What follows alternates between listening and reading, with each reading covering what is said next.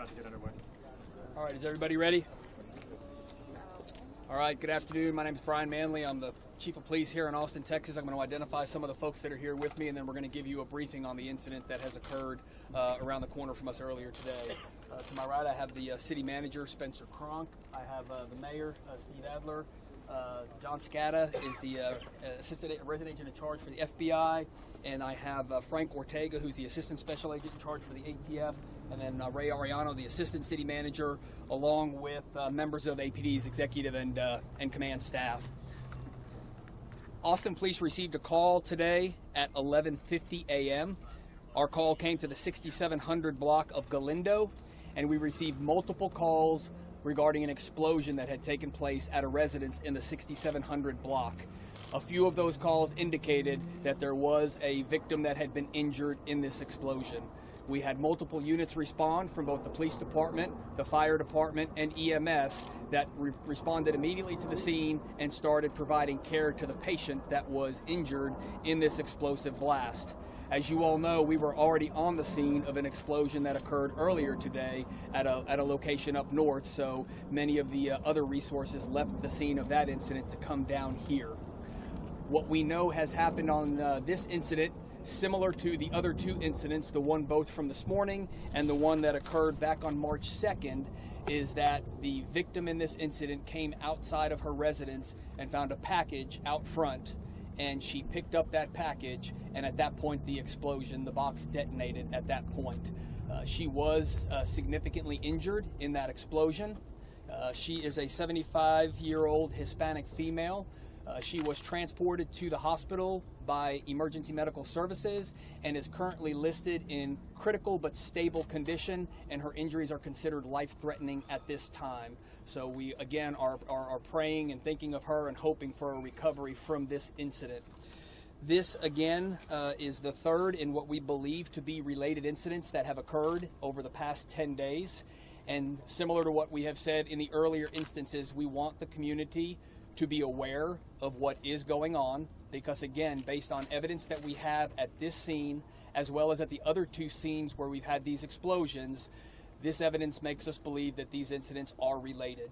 We do not have a specific victimology or ideology that we have identified, so assigning a motive to this at this point we're not possible to do that based on the stage that we're at in the investigation.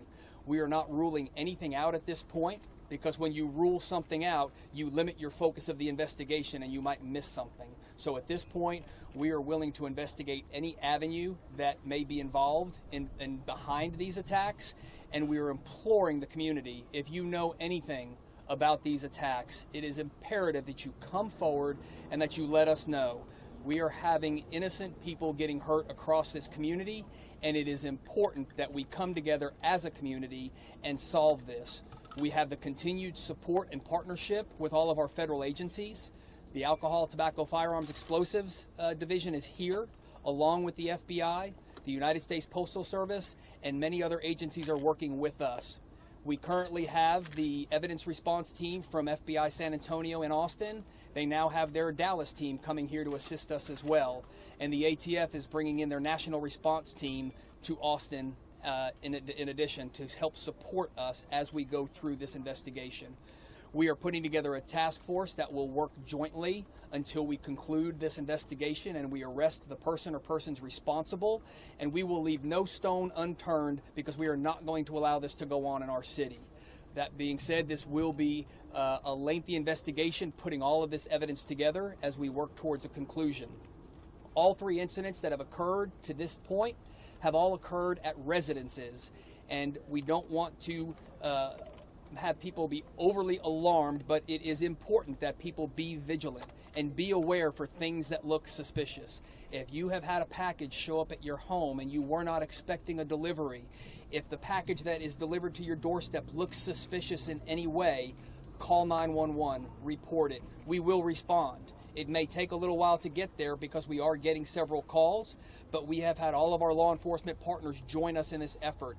We have explosive and canine teams joining us from the ATF, from the Department of Public Safety, and we're pulling resources from other Austin areas as well, because we want to ensure this community that we're going to do everything we can to keep you safe while this investigation is ongoing up until that time that we conclude it with an arrest.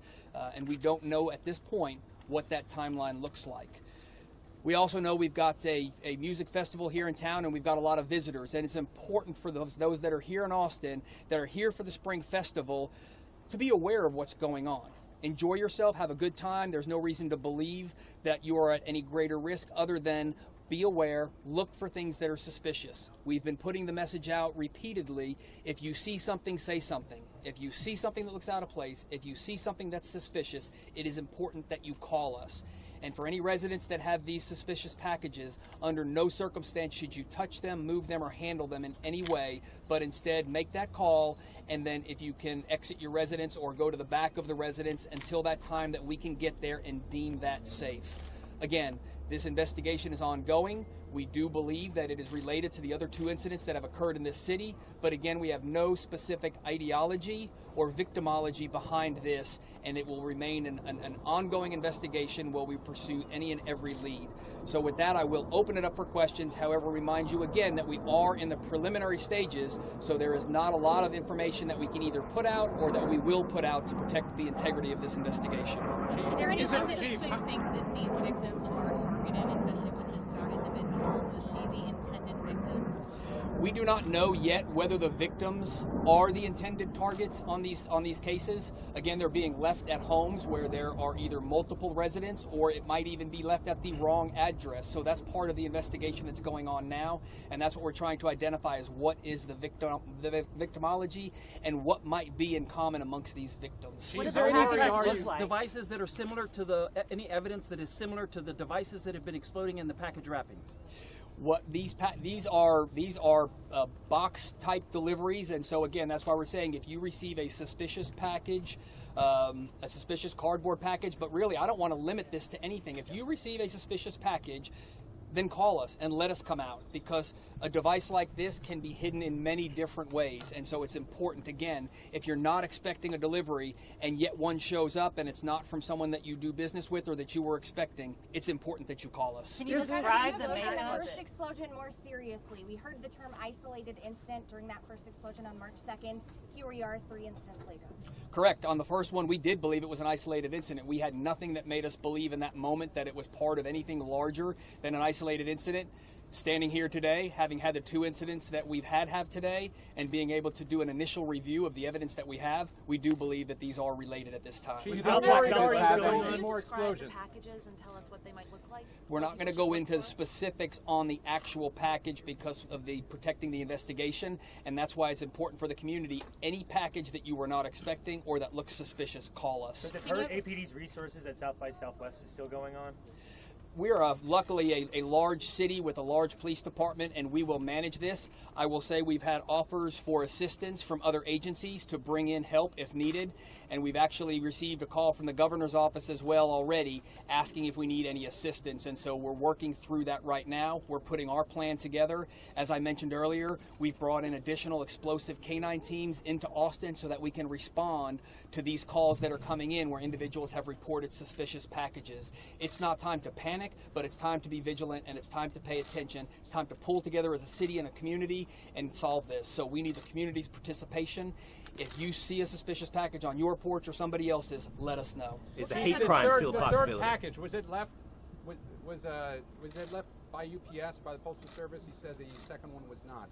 No, we do not believe that this package here today was left by any of the official mail delivery services, whether it be the United States Postal Service, UPS, FedEx, or DHL, but that will be part of the investigation. Standing here today, though, we do not believe that this was delivered by any official delivery service. Are they detonating upon opening or just by moving them from the porch? These devices can explode in many ways, either by being moved or by being opened, and that's why I want to reiterate the importance of, if you see something that's out of place, do not handle it, do not move it, do not touch it. Call us. Have you been victims been able to say how long the package was at their door? Do they have any idea of when it was dropped off or anything like that? No. What we know is the victims, when they've seen these packages on the front porch, they have gone out and they have handled them in some way or another, and we've had the explosions occur. It's a hate crime. Steve, are there any connections between the victims? No, again, what I mentioned earlier, we're working on victimology right now. That's one of the things you want to do when you're investigating what you believe to be a series of incidents, is you want to look for commonalities among your victims where their paths may have crossed, so that you can determine if it is connected or if it is random. And at this point, we have not yet determined that. Are you still looking at possible hate crime?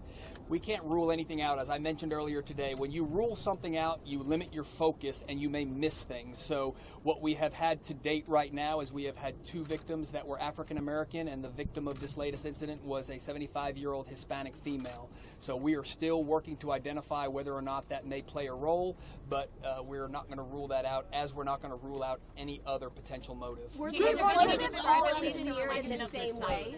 Are they relative in size, even big, small? I can't go into the specific sizes, but they're an average size delivery box. They're not exceptionally large. Do you have a serial bomber? Suspects at this point? You know what? We've got a pattern of incidents that have occurred in this community over the past 10 days, and so that we believe are related. So that's what we're focused on right now, is the connection between the 3. Any kind of vehicle or description of a person or anything that anyone's seen? No, we do not have any descriptions of suspects or vehicles, and that's why, again, it is so important that the community, if you believe you know something, if you have heard something, however trivial you may believe it to be, that may be the piece of information that we need to crack this case. So it's important that you report that to us. Are you calling this a serial bomber, sir? From people about potential suspicious packages. Have any of those turned up any leads, or have any been suspicious when you've examined them upon arrival? No. So we've, since this morning's press conference, when we implored the community, please let us know if you see something suspicious, we have received several calls. None of those calls have turned out to be anything suspicious or anything explosive. Chief, what kind of explosive is it? Do they seem to be amateurly made? Do they seem to be expert put together? I mean, just the extent of how the packages appear as far as the detonation. You know, the bomb techs are putting all this together, and that's really for the experts, the ATF and my bomb squad. But what we do know is we have an individual that has the ability to construct these bombs and to have them successfully detonate and cause what we've seen so far, serious injury and loss of life. What type of explosive is it, and is it the same in each instance? That's part of the ongoing investigation. There's a lot of analysis that has to go into the chemical composition, and we have not yet determined what they're using as the explosive charge. Chief, are you calling this a serial bomber case? We are not calling it a serial bomber, but we have a pattern of instances that have occurred in the community that we're very concerned about, and that we have brought all of the resources possible to bear. What the community, number one, we want them to be vigilant, but we also want them to understand that there is no stone that will be left unturned, and what you have seen behind us here, as well as at the other scene, is a complete cooperative effort between the federal agencies, the local agencies, and we are now cooperating and being provided assistance through the state agencies as well. This is of the interest to all of law enforcement, because this is someone that everyone wants to see put to an end and stop these bombs. How powerful are these explosives? Like, what is the circumference of the ground that these explosives are covering? Like, are these very powerful explosives? Is that surprising to you? Yeah. These explosions are obviously powerful enough. You all saw what happened at the initial incident 10 days ago, that it caused significant damage to that front porch area, and there was significant damage done this morning as well. So these are very powerful devices, and that's why, again, it is so imperative that no one attempts to touch, move, or handle one of these packages if you come across it. What does that say about the person that's making these bombs? I mean, if they're this powerful, what kind of expertise does someone have to engineer something like this, pull it off, be able to deliver it without detonating it? Again, as I said earlier, that's what the bomb technicians and the ATF are working on right now. However, there is a certain level of skill that is required to put a device like this together successfully, and then to have it detonate in the manner in which these are, and to cause the significant injuries and death that they have. Are they ringing the doorbell? No, they're not ringing the doorbell. These the residents are coming out and finding these packages on their doorsteps. Thank you very much. Mayor, Chief, is there any link between the victims at all? Y'all got any? No, that's what we're working on right now.